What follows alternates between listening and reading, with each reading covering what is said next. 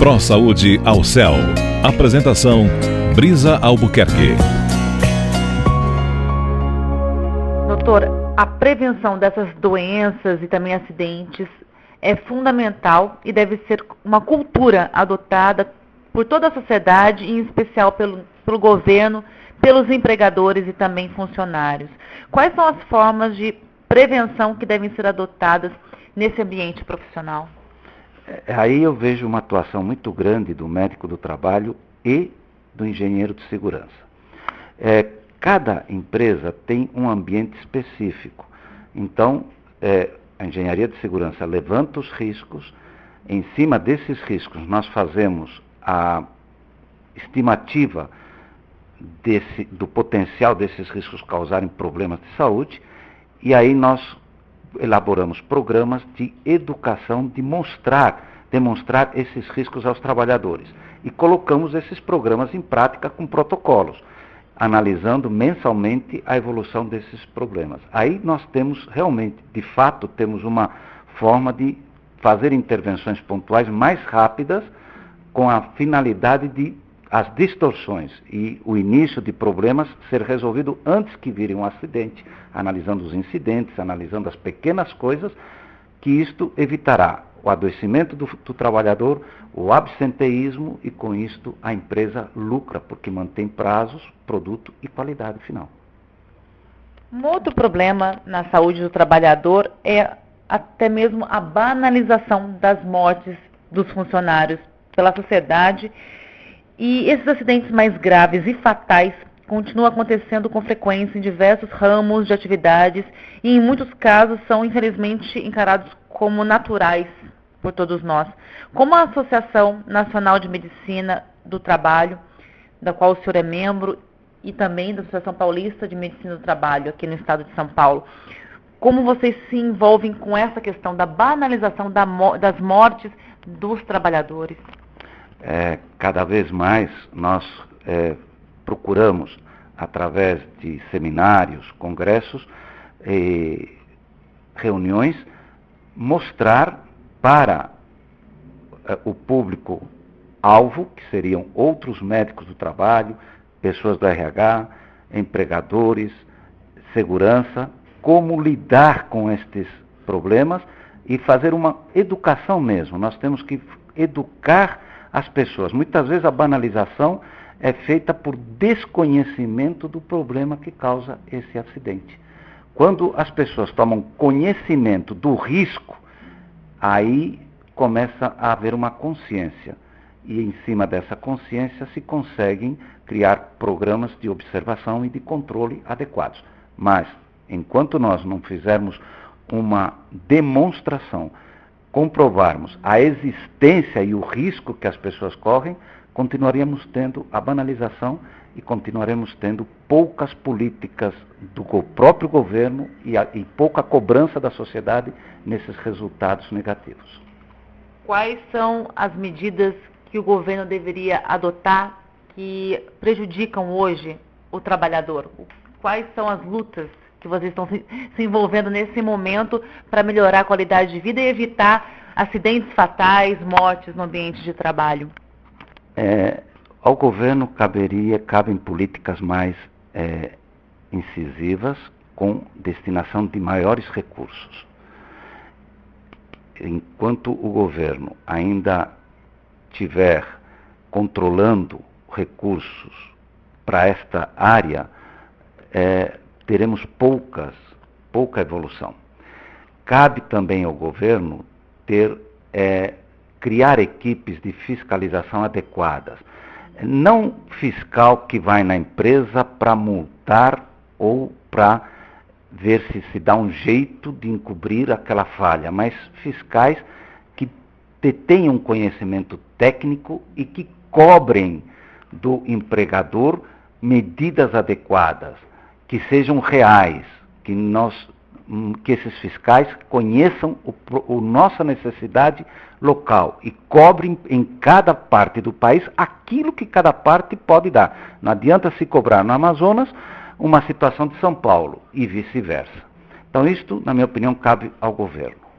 E a nós, a sociedade, cobrar uma atitude mais firme de análise, de acompanhamento, por que os resultados são negativos, e a nós, como profissionais formadores de opinião, cabe sim continuar a divulgar cada vez mais com campanhas mais eficientes e educação. Bate tudo no ponto de educação. A baixa escolaridade do trabalhador, isso é um fator assim direto para o aumento dos acidentes no ambiente de trabalho? Sim, principalmente porque hoje, por exemplo, na indústria, você tem um maior número de acidentes nos trabalhadores, na agricultura, na construção civil. Por quê? Porque estes trabalhadores têm, em média, escolaridade que vai até o 2º grau completo. Às vezes nem isso. Mais de 50% não chegam a ter o 1º grau completo.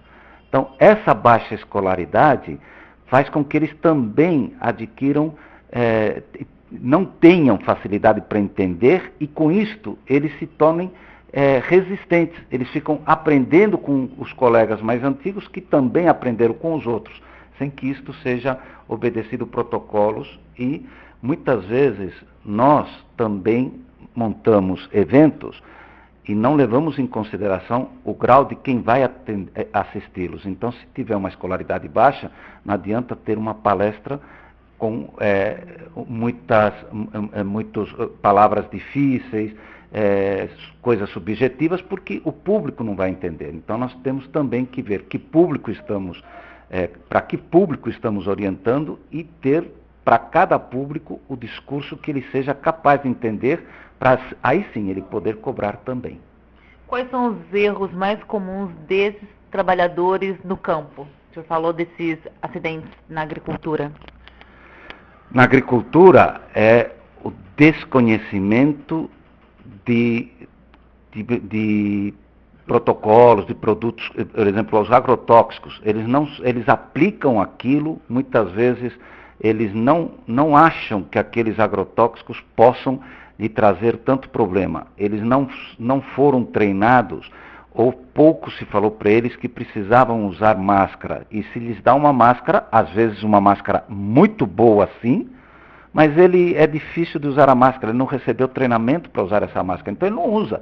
Imagine num dia de calor, que um trabalhador rural que vai aplicar, por exemplo, um agrotóxico, ele deve estar coberto, manga comprida, chapéu grande, deve ter até cobrindo um lençol, um protetor solar, o lençol cobrindo o pescoço, e ainda por cima ele usar uma máscara com filtro. Imagina o desconforto. Se ele não estiver convencido de que aquele produto pode lhe trazer problemas, ele vai usar desculpas assim, mas eu estou aplicando e o ar está para lá, ele nunca vai voltar para cá. E quando ele volta, como é que fica?